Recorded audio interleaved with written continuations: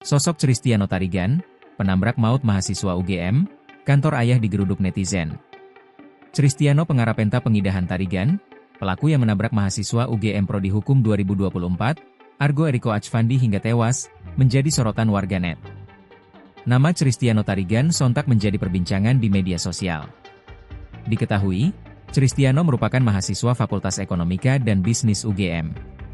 Dikutip dari akun X Ilhampit, ia sempat terlibat dalam himpunan mahasiswa ilmu ekonomi, Hiniespa, FEB UGM sebagai staf.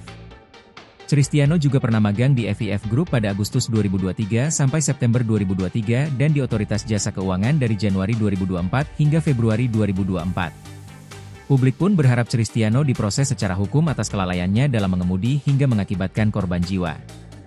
Nama terduga sang ayah Cristiano Tarigan pun juga terungkap di media sosial. Sang ayah diketahui bernama Setiabudi Tarigan yang menjabat posisi sebagai Operational Director di FIF Group.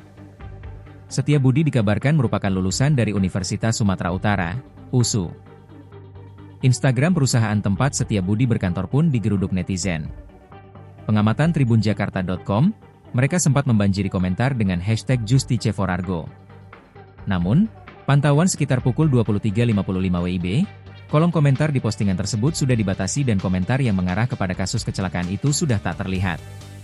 Sebelumnya, kecelakaan lalu lintas yang merenggut nyawa mahasiswa Fakultas Hukum Universitas Gadjah Mada, UGM, Argo Eriko Achvandi, diduga terjadi akibat kurangnya konsentrasi pengemudi mobil BMW.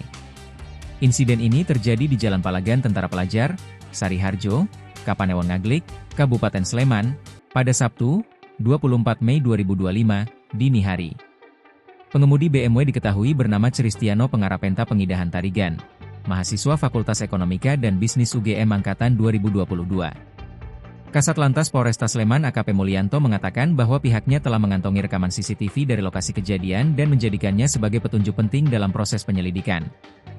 Rekaman menunjukkan sepeda motor dan mobil BMW melaju dari arah yang sama. Pengendara motor berada di depan dan hendak memutar balik. Namun di saat bersamaan, mobil BMW melaju dari belakang dan langsung menghantam pengendara motor. Mulyanto juga menyampaikan bahwa pengemudi mobil telah menjalani tes urin, dan hasilnya menunjukkan negatif dari pengaruh alkohol maupun narkoba. Meski belum ditahan, pengemudi BMW saat ini dikenakan wajib lapor selama proses penyelidikan berlangsung.